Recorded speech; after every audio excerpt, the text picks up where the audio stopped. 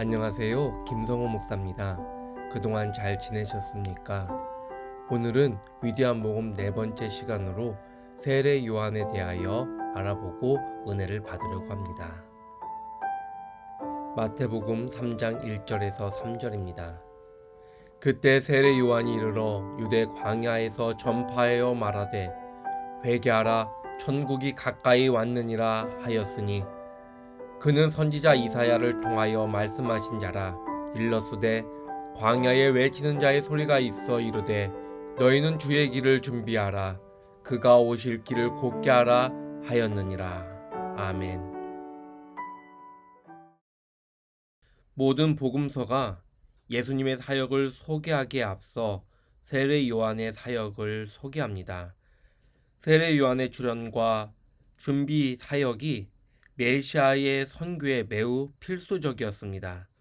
세례 요한의 역할의 중요성은 엘리야에 대한 구약과 유대인들의 기대에 비춰볼 때 분명해집니다. 마지막 때가 이르면 선지자 엘리야가 나타나서 임박한 주의 날을 이스라엘에게 준비시킬 것이라고 기대하고 있었습니다. 이 기대는 말라기 3장 1절과 4장 5절에 기초하여서 보라, 여호와의 크고 두려운 날이 이르기 전에 내가 선지자 엘리야를 너에게 보낼 것이다.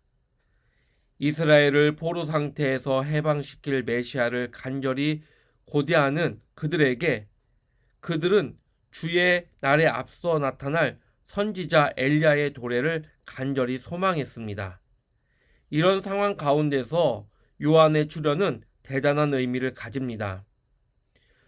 요한의 외모를 보면 낙타, 털옷, 가죽띠, 이것은 열왕기하 1장 18절에 묘사된 엘리야의 모습을 반영하고 있습니다.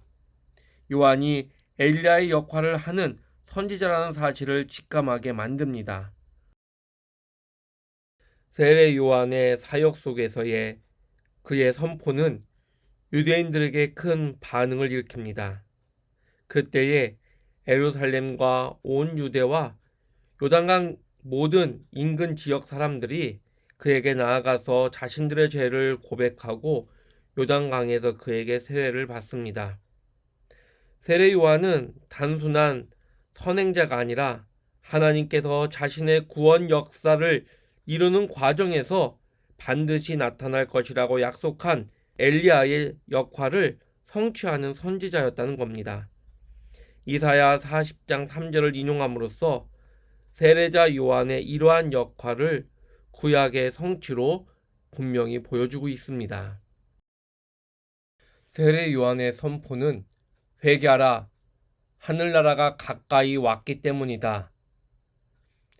의로운 자들의 구원, 악한 자들에 대한 심판을 담고 있습니다.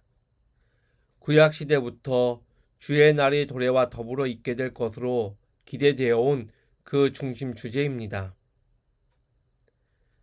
요한의 뒤를 이어 메시아가 와서 성령과 불로 세례를 베풀어 의인에게는 구원을 제공할 것이며 악인에게는 심판을 시행할 것이라고 선포하였습니다. 세례 요한이 기대한 메시아의 사역은 바로 심판 사역이었습니다. 다장마당을 깨끗게 하여 자신의 알곡은 곳간에 모아들이고 쭉정이는 꺼지지 않는 불로 태우실 것이다 라는 이 말씀에 합당한 그런 모습이었습니다. 그러나 예수님의 사역의 모습은 죄에 대한 심판의 시행보다는 사죄의 은혜에 의한 구원의 선포가 그 특징이었습니다. 그래서 세례 요한은 예수님께 질문을 합니다. 오실 그분이 바로 주님이십니까? 구약부터 예언되었던 그 메시아가 당신입니까? 라는 질문입니다.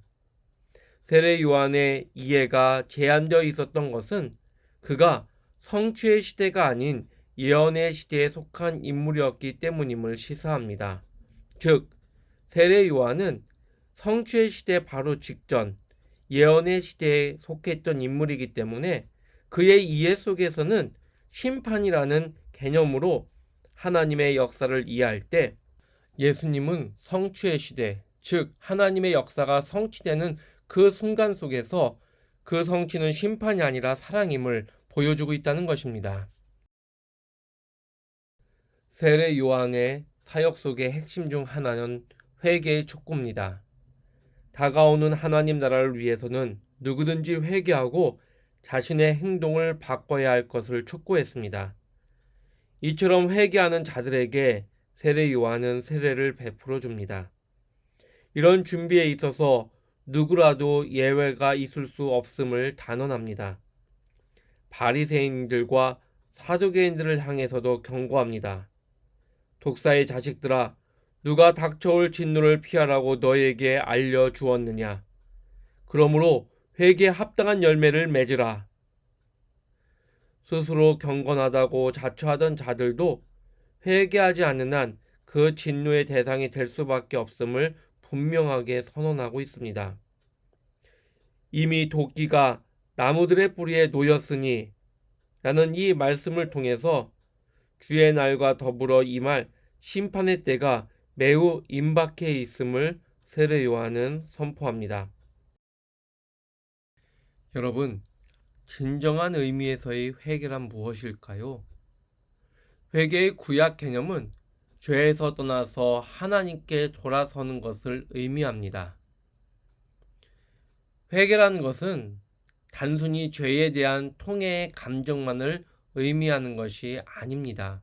내가 잘못했구나, 내가 하나님 앞에 죄를 지었구나 라는 그 통해의 감정만을 의미하는 것이 아니라 인격 전체가 하나님께 돌아서는 것까지를 포함하는 개념입니다.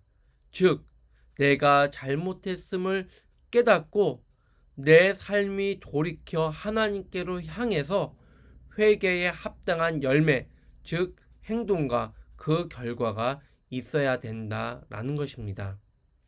여러분, 세례 요한은 예언의 시대에 속한 사람으로 심판을 선포하고 그 심판을 피하기 위해서 지금 당장 회개할 것을 촉구하였습니다.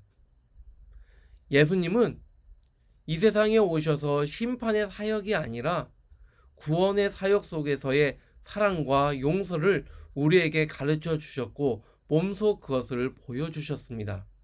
그러나 잘못한 것에 대한 회개, 분명한 것은 내가 잘못했구나, 내가 죄를 지었구나, 나의 삶의 방향이 하나님께 향하지 못하였구나 라는 것을 깨닫는 그 순간 회개하는 것은 당연한 것입니다. 그리고 중요한 것입니다. 세례 요한도 이 부분을 우리에게 가르쳐주고 있는 것이며 예수님의 은혜와 사랑도 회개하는 자에게 주어지는 하나님의 귀한 선물이라는 것입니다. 여러분, 나의 잘못을 깨닫는 그 순간, 나의 삶의 방향이 하나님께 향하고 있지 않음을 깨닫는 그 순간, 내가 죄에 빠져 있다는 것을 깨닫는 그 순간은 너무나 큰 은혜입니다. 그것을 알게 하시는 이는 하나님이십니다.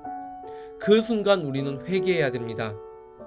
통해의 감정만 느끼는 것이 아니라 그 감정을 넘어서 우리의 삶이, 우리의 삶의 방향이, 우리의 마음이 전적으로 하나님께 향해야 됩니다. 그래서 하나님 안에서 의로운 자의 모습으로 하나님이 주신 은혜와 사랑 안에서 그 사랑과 은혜를 온전히 누릴 수 있는 능력의 삶으로 바뀌어야 된다는 것입니다.